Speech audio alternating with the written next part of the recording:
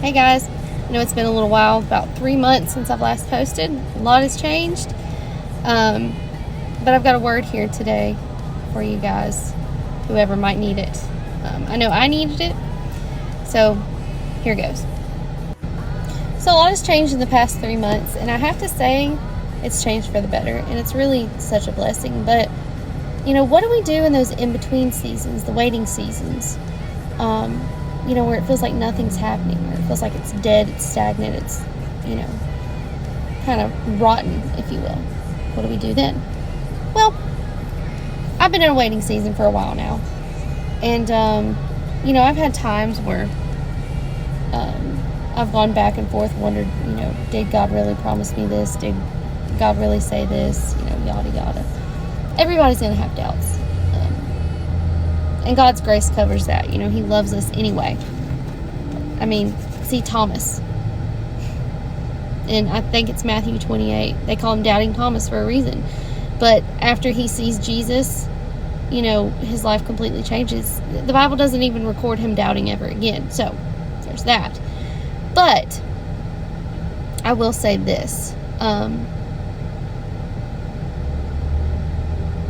It's never too late. So I was taking my break outside at work today, and I was talking to the Lord like I so often do, and I said something along the lines of, gosh, it seems like it's been too long.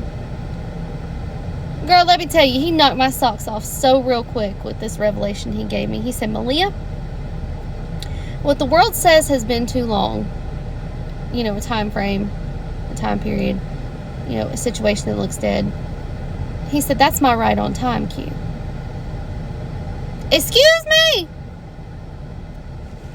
Y'all, I about fell out. I was like, huh? And then immediately he brought to mind Lazarus. Lazarus was up in that grave for 4 whole days before Jesus even came down to where he was, in Bethany.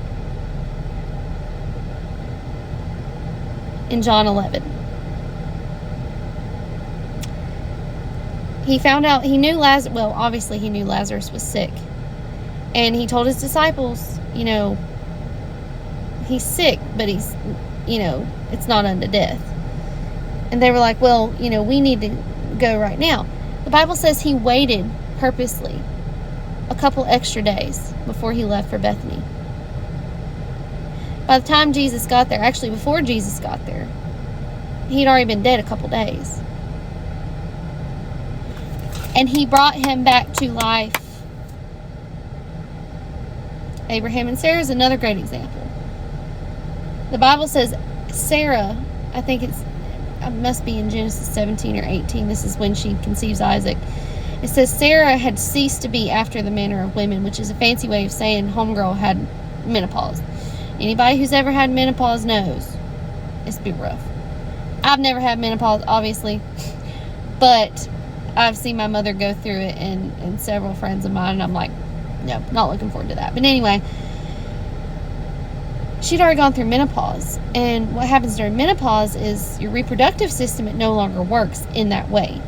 You're not supposed to be able to conceive a baby. And there Sarah was, giving birth at 90. So, I just want to finish off by saying it's never too late. It's not too late. Pray your Delulu prayers, girls. Because he's right on time. And oftentimes, what I will say is, what the world thinks is, the right way to do things, how the world thinks things should go, is almost never how God sets things up. The creator of the universe has full authority to do whatever he wants, whenever he wants, and whatever time he wants. And so, all we need to do is sit back, relax, and trust that he's in control. Hope you guys have a great weekend. I'll see you later. Bye.